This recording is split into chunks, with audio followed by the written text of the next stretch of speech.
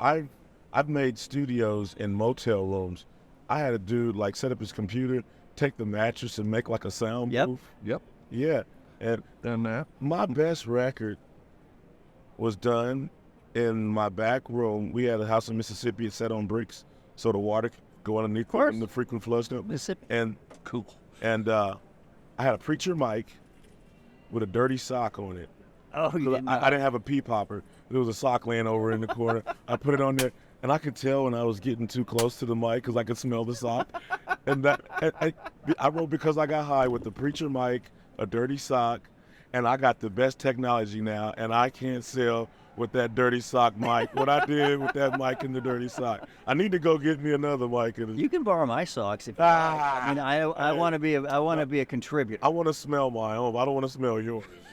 Did you like the smell of your feet, or just No, I happened to didn't. be- I didn't, but it helped me. you knew. It helped me control the pee poppy. Yep.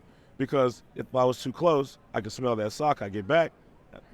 I have a pea popper bag, and I don't like it. It's I couldn't distracting. I couldn't afford one at the time. So block. We can edit this out. If we have any music, yesterday at 4, which about the time you're sitting, they put a band right there. And we're like, oh no, tomorrow's Afroman. We can't have that. We can't have music. But I thought, here's the solution. We'll just edit it out and put your music in the background. Okay, there. And then if they throw music in, we'll be like, man, they edited that so well. Right. They just threw his music in as if we are that professional. Yes. You were my first pick. I was so excited of all the people on the list. And I'll tell you why. Because as soon as I saw your name, I went and watched the 30-minute documentary they have on YouTube. And I don't know if you produced that, but it's really nice. The Vice one. Yeah, I think it's the That's Because I Got High. Yeah. But it basically showed your kind of rise and fall and your struggle. And I was like, that's a rags to riches story. Oh yeah. And man, that made me love you. Because you were like down and in LA and like, I'm going to give up. And that's what made me like you. Okay. Because you didn't give up. All right. Yeah. And now, 20 years later, you're still rocking it. Yeah. And you still look way cool. yeah. Thank you. What was that journey like of being like down and out in Mississippi and thinking it was over for you? I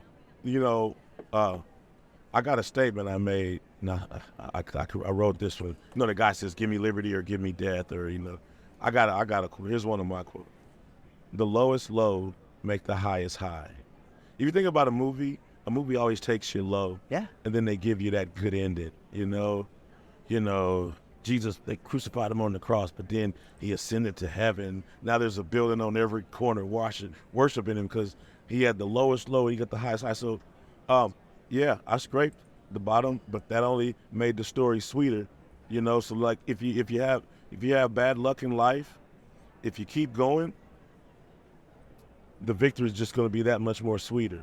You know what I mean? This is what I've learned. Well, but you learned it. But when you were there, it was hard, right? It takes two to make You a didn't comparison, so it's hard to reach inside your gut and pull out that faith and that perseverance and keep going. But it was there like a dude chop a tree, a dude that ain't never chopped a tree all the way. He's looking at it. He sees some progress, Right. Or football. You didn't make a touchdown, but you made a first down. Right. Well, it's only 100 yards on the field. So if you keep making first downs, the touchdown is coming. But you got to Mississippi. You're selling records on the street. You're doing every backyard barbecue. They love you. You're doing the same thing you were doing, and all of a sudden, something starts working. Yes. Is that like 10 years in? Because some people give up. I've been rapping since '86. I was a little boy in elementary school, and I've been trying to be a rapper since then. I started getting paid in 2000. I was looking for the way to really do it. How do you do it? And not to get all whatever, but I had my doubts about the Bible, so I thought I'd experiment with a scripture. Mm-hmm. It's better to give than it is to receive. I didn't really get that. I didn't want to tell my mom. Right. I want my grandma to tell me I just need to get struck by lightning for doubting the Bible. But I really had a problem with turning the other cheek, and it's better to give than it is to receive.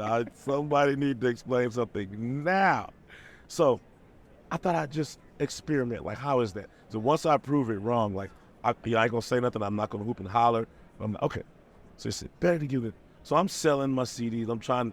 They're not going like hotcakes. I'm talking. You know, if I make $100 to $200 a day, that's a good day, and blah blah blah. So these girls take me to New Orleans to a rave. Never been to one. Never seen it. Get to this rave, you know. So I'm trying to sell those CDs, but the kids don't want to walk around with the CDs. They, you know, and I'm just tired of toting the boxes. And I was like, it's better to give than it is to receive. I said, well, let's just see. And I just start handing out those CDs. Yeah. I said, how is this going to work? Let me see. Because I didn't want to tote the boxes home. I was about to go get me a job. Like, I wasn't going to give up rapping, but I was going to be like the guy that knows he's not going to the NBA. I'll just play in the park on the weekend, maybe at a party. I grab the mic, thrill everybody right quick, and then, yeah, shake everybody's hand, go back to work Monday. I'm like, yeah, so I'm giving them out.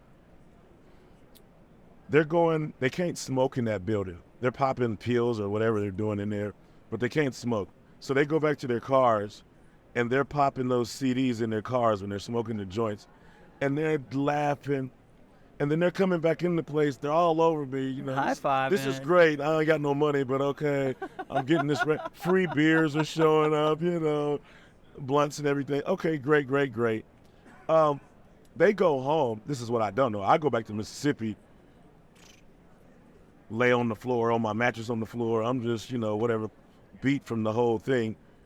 These kids go up, loaded up on Napster, and in like 48, 72 hours, that song had to went around the world. I'm just now understanding what happened. I didn't have a clue. It was really scary back when. Well, this technology is all new. Yeah. You had a record company did this, and In 2-3 days, Howard Stern had them played it. 500 people uploaded those free CDs I gave them. simultaneously. It went around the world. Universal sent for me. And Your whole life changed. it was actually better to give than it was for me to sit there and try to sell those CDs to those people. Maybe your mother was right. Yes, she was. Yes, she was. And one of the things that impressed me the most is I felt like, as a comedian, your lyrics were comical. They were fun. Yes. It's a story. Yes. And you kept wanting to make people happy. Yes. And that is not common in not only you know- that genre, but in life. People are downers. Yes. I am a rap fan. There are some good rappers. Yeah. There's this rapper. He's really good, but he's always serious. I ain't no joke. I used to let the mic smoke. Now I slam it when I'm done, make sure it's broke.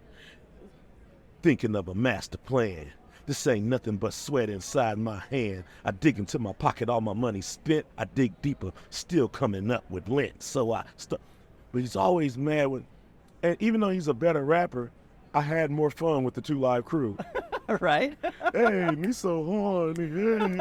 Hey, they couldn't rap worth a damn, but damn, They're I had so a much good time. fun. So what I wanted to be was a rapper that could rap, but chose to have fun. And then even when I tried to get serious, I'd mess up, and the song would just go goofy like somewhere. Like I start off as Ice Cube and end up as Will Smith or something. You know what I'm saying? So it's like, you know. So, but I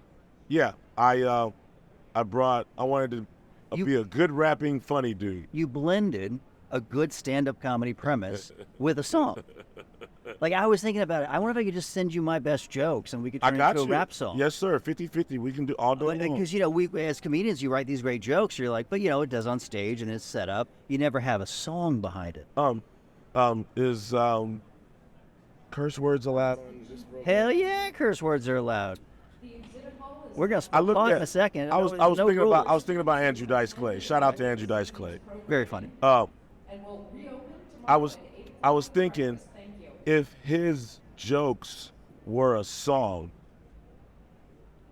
after the jokes wasn't funny no more, the music could still make people jam. Right.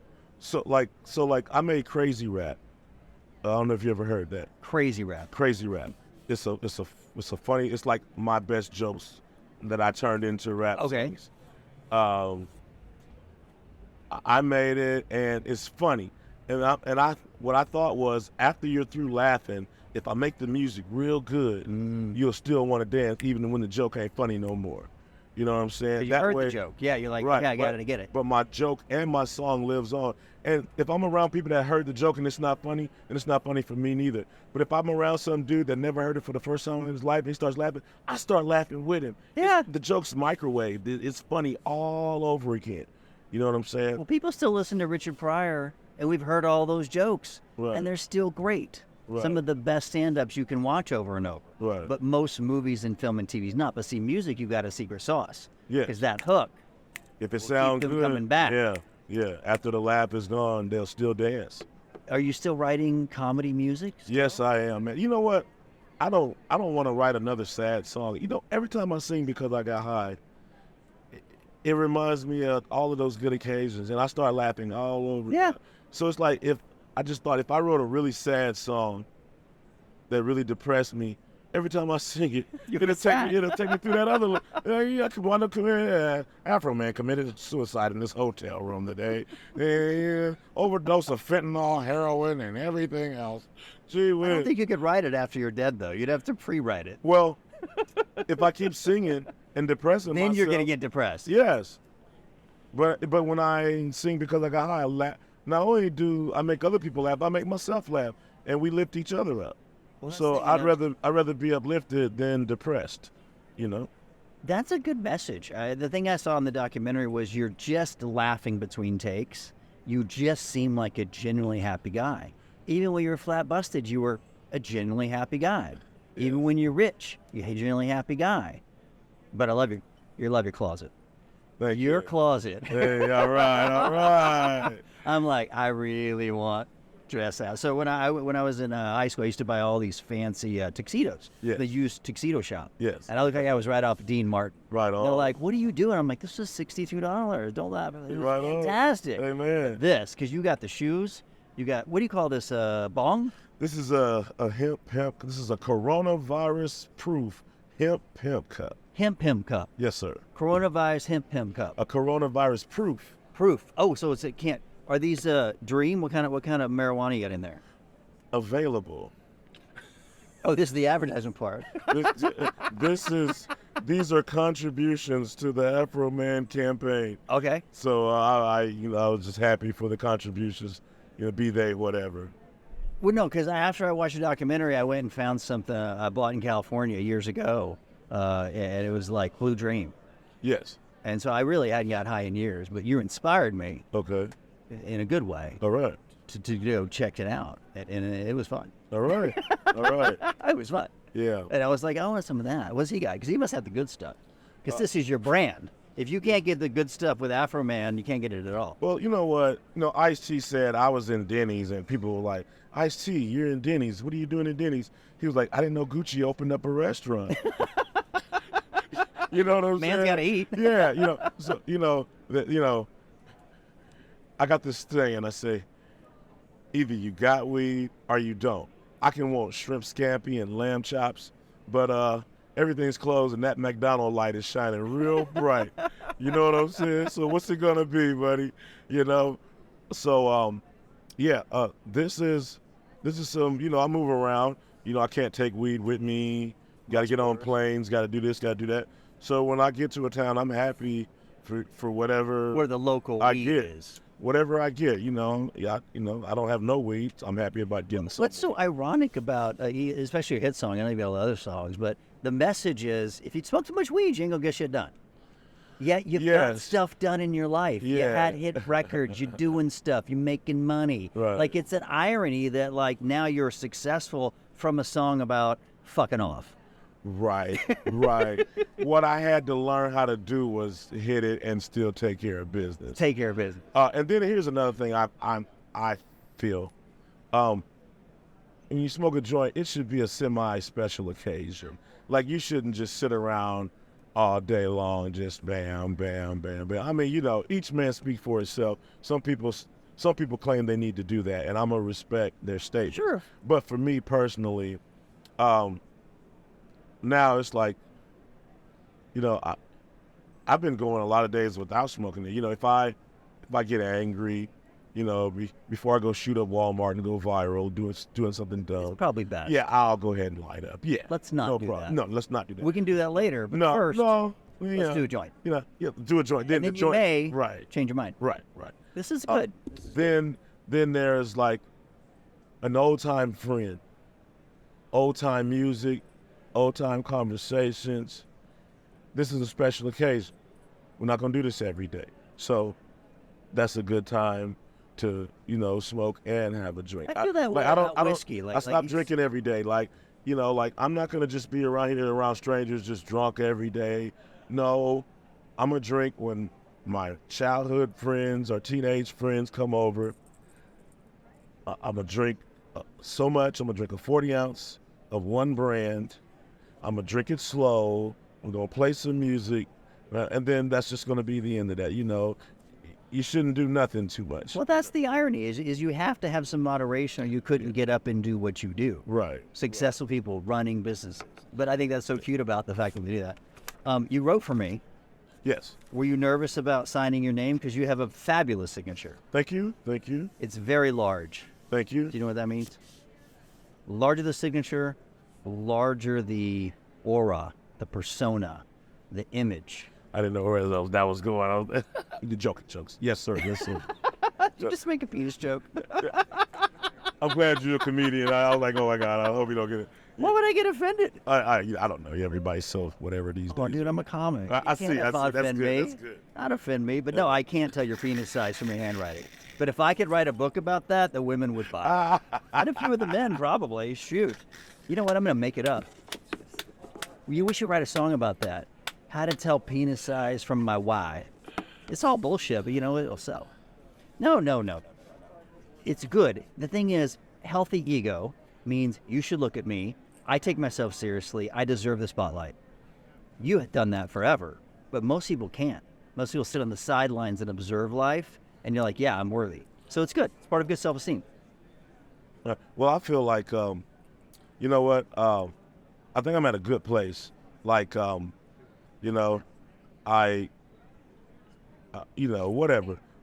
I could rub shoulders with the elite, but I'm not too good to shake hands with and be reasonable with, people that are less fortunate. You know what I'm saying? Yeah. So yeah. No, but I'm saying it's a sign of success. There is some issue with, and I'm going to be candid with you. All right. This right there, the little issue with strong, challenging women. So in your life, strong, challenging women have been both a blessing and a curse.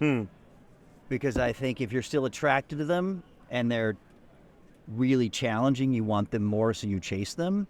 But then that becomes kind of an issue because maybe they're not as kind to you as some of the more available women. Now, I don't know your dating history, but I feel like there's been some trouble on that front. Oh, okay. Well, I don't chase women. You know what I'm saying? Powerful. Was your mom strong? In the right kind of way, in my opinion. You know what I'm saying? Well, she gave you good advice about giving away free stuff. Well, yeah, that was, yes, that's just the Bible and that whole way of thinking. She think, we all read.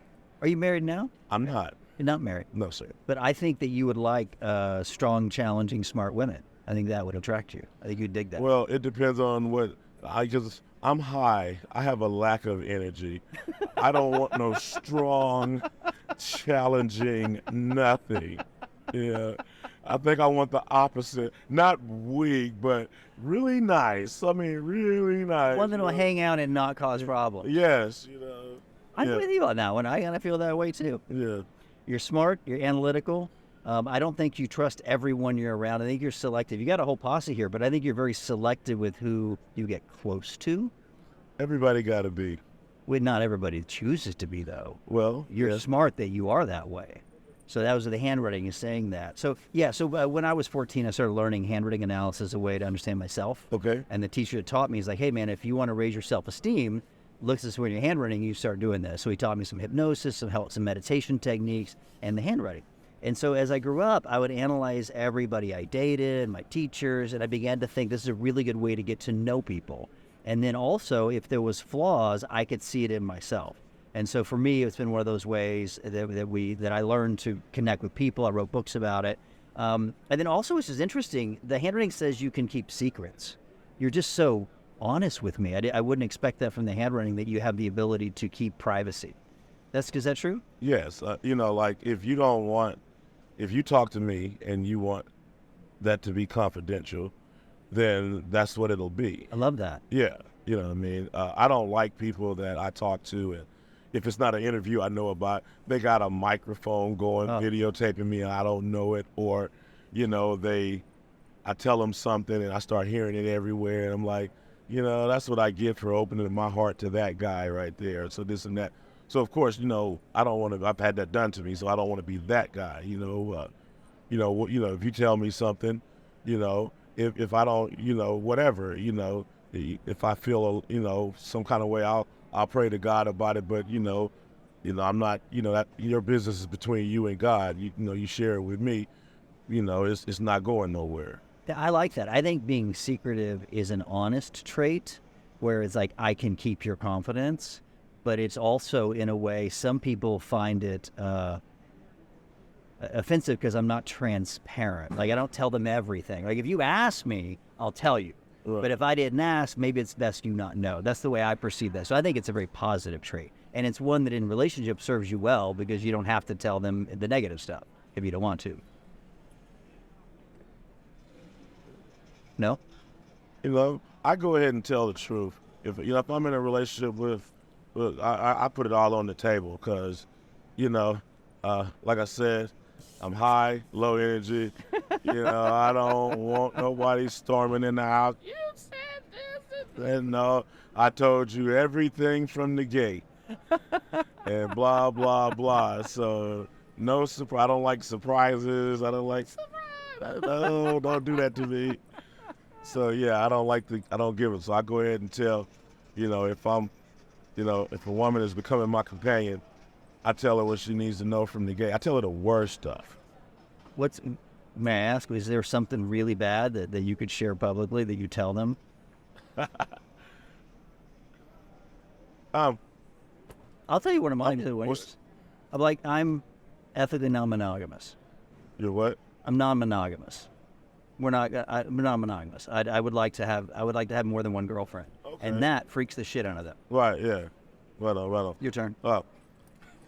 I am you. I just have a more rapper ghetto term for it. I'm a player.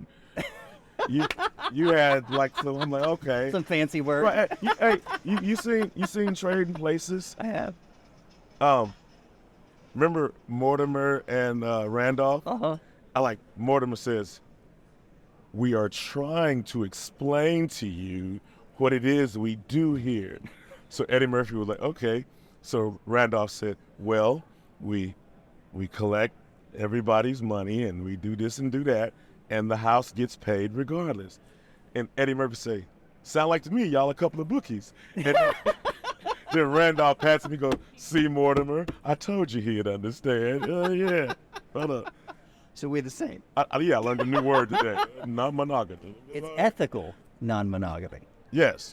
So you have to put the word ethical there, and they're like, oh, so you're being honest. Yes. Correct. Right. And then they Google it and they go, that son of a bitch. Right. Does that mean what I think it means? He's a player. But I told you up front. Right. Which means it's okay. Yeah, I was honest with you. We learned a lot from each other in this interview. Yes. I feel enlightened. Ethical player. Is that a new word? Let's make it one. Ethical player. Amen. It's a little bit of both. Yes. Hey, that's the new song. Yes, I'm going to write you a joke about ethical player. All right. If they want to get a hold of you, you're still making music, you're doing cool stuff. Is it OG Afroman on all of the Facebooks and Instagrams? Twitter, Instagram, Facebook. And for you white people, OG means? In this case, it means those little punks out there on the internet stole my name because I was high. And I had to come up with some other creative way to let people know how that's what that means. I'm going to get you. Old guard? No. OG. OG. It's a hood term for original gangster. Original gangster. Yes. It means OG, you're the older, you're the veteran.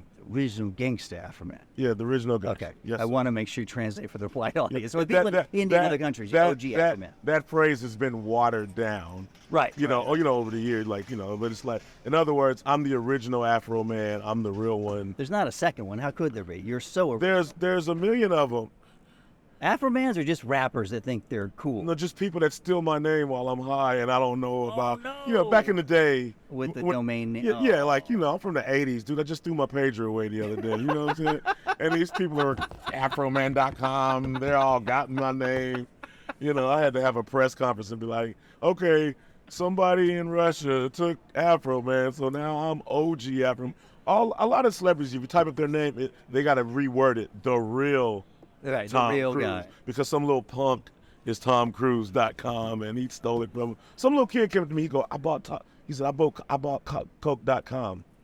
And he's like, I'm waiting on a phone call from Coke. They're gonna They're going to have a lawsuit. Yeah. What it is. No, these companies will sell that little kid Coke.com, and Coke will have to go to that little kid with $2 million to buy their.